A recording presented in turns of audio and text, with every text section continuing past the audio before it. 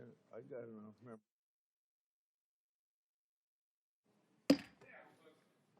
Okay, well, I'll call you later.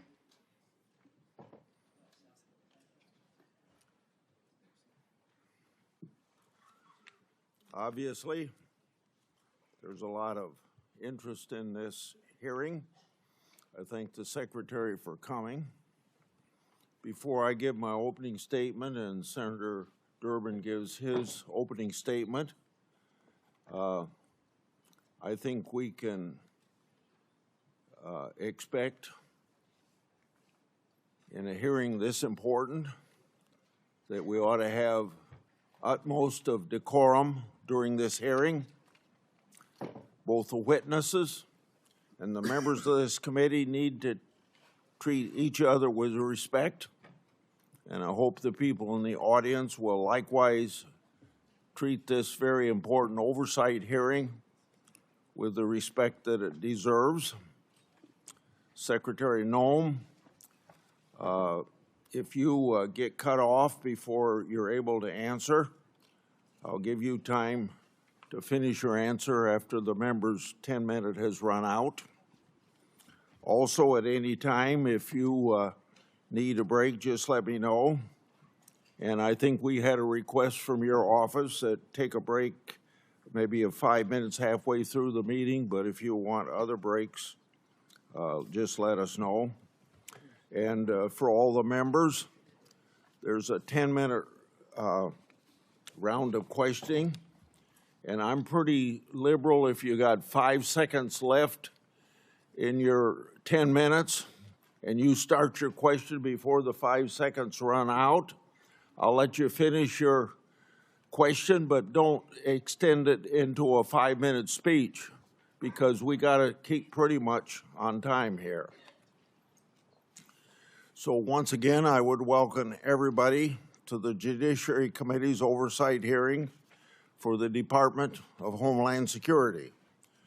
This hearing comes amid a Democrat-led funding shutdown for the Secret Service, for FEMA, for TSA, and the Coast Guard.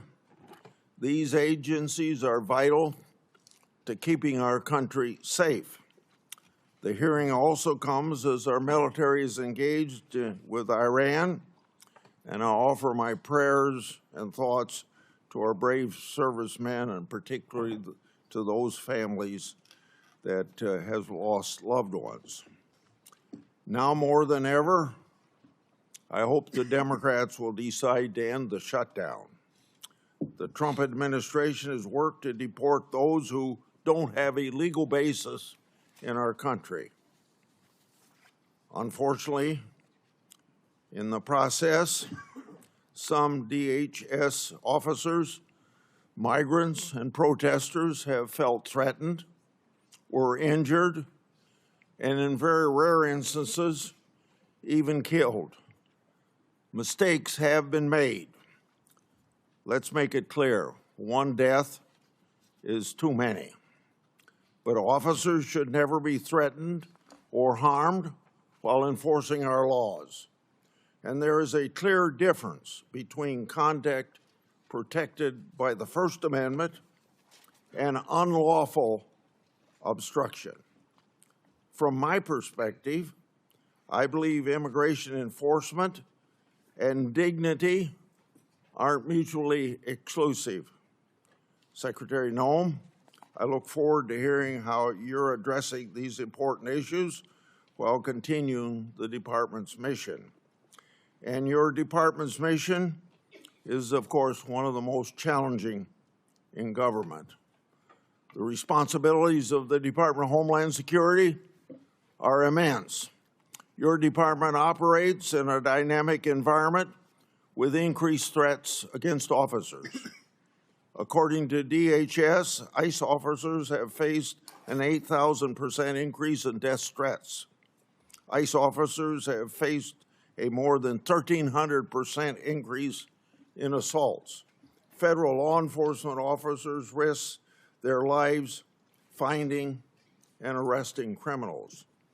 Those criminals have committed murder, sexual assault on women and children, and many have been part of criminal gangs.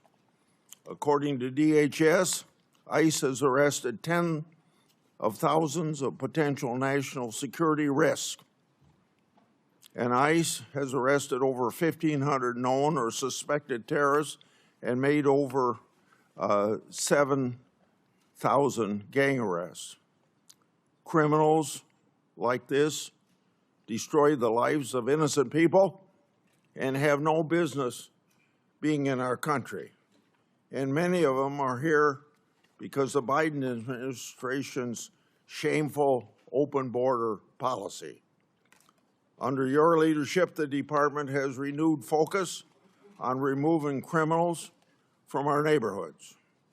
You've also accomplished what many of my Democratic colleagues have said could only be done through new laws. You did it by securing the border, and President Trump did as well.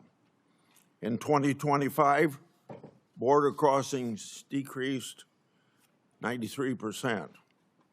According to DHS and Customs and Border Patrol, 0 illegal immigrants were released into the country for 10 consecutive months. And Customs and Border Protection has seized over 617,000 pounds of drugs. For more than a decade, I've done oversight of unaccompanied migrant children. The Biden administration lost track of thousands of children.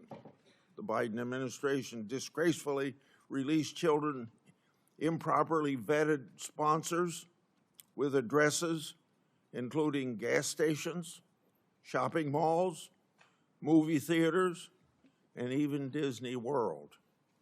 That ought to shock the conscience of every American, and we all love children.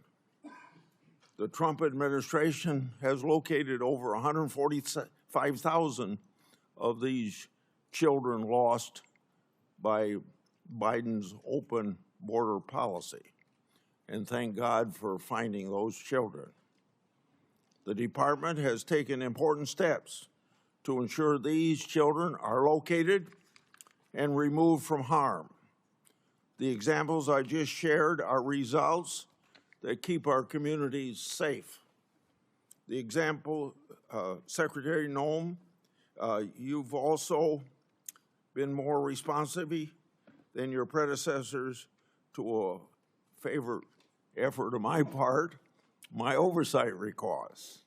Now, I say how you've been responsive, but to be intellectually honest, from the previous administration, that's a low bar to overcome. In August last year, you provided updates regarding my longstanding Afghanistan evacuee oversight. Since 2021, I've investigated the Biden administration's failure to vet Afghan evacuees. The Biden administration hid vetting failures from the public, and multiple inspectors general have since confirmed these vetting failures. As one example, the Biden administration failed to vet evacuees against all available Defense Department tactical data prior to being paroled. On September the 9th last year, DHS told my office that as of August 12, 2025, thousands of Operation Allies welcome parolees were potentially national security risks. Records provided by DHS also show the Biden State Department recommended a special immigration visa to Afghan nationals charged with shooting 2 National Guardsmen here in Washington, D.C. According to the Biden State Department, at that time, the terrorist, quote, poses no threat to national security, end of quote. The Biden administration's failure to put this country at risk. Yet, my Democratic colleagues keep trying to ignore that historical fact. You all know I'm a strong supporter of inspectors generals and oversight. Inspector General Kafari has told my office several times that he's been restricted by DHS memo from speaking to certain congressional committees about classified report. That report is about covert testing of the Transportation Security Administration checkpoint security screening. I hosted last year a bicameral, bipartisan, classified briefing with senior DHS officials on that matter to do what I can to bring about transparency. I asked the Inspector General, Kafari, to attend, but he declined, asserting that there was a memo in the department preventing him from doing so. I've also commissioned the Government Accountability Office to review the matter relating to that classified report. Government Accountability Office has said they've been unable to obtain possession of the report and access to relevant Transportation Security Administration personnel. Inspectors General and the Government Accountability Office help bring about transparency, and we all know transparency brings accountability to government. Secretary Noem, if what my office has been told is accurate, these matters should have been ironed out a long time ago. If that isn't accurate, you can tell me. Lastly, after your confirmation, you worked with me to restore 3 whistleblowers to their jobs. Thank you for helping me, but more importantly, thank you for bringing justice to those people, because those whistleblowers faced tremendous retaliation for just reporting what the government should have been doing. They blew the whistle on the government's failure to comply with DNA Fingerprint Act of 2005. By executive order, President Trump has required compliance with that law. Now those whistleblowers have been elevated to supervisory roles. They'll receive back pay to cover years of financial losses. For 2 of them who needed it, their law enforcement credentials, badges, and firearms were reauthorized. Often I say whistleblowers are treated like skunks at a picnic, and these were treated like skunks by the previous administration. That administration failed to do right by these whistleblowers. I appreciate your leadership in righting the wrongs against those patriotic whistleblowers. Support journalism you trust. Support PBS News. Donate now, or even better, start a monthly contribution today.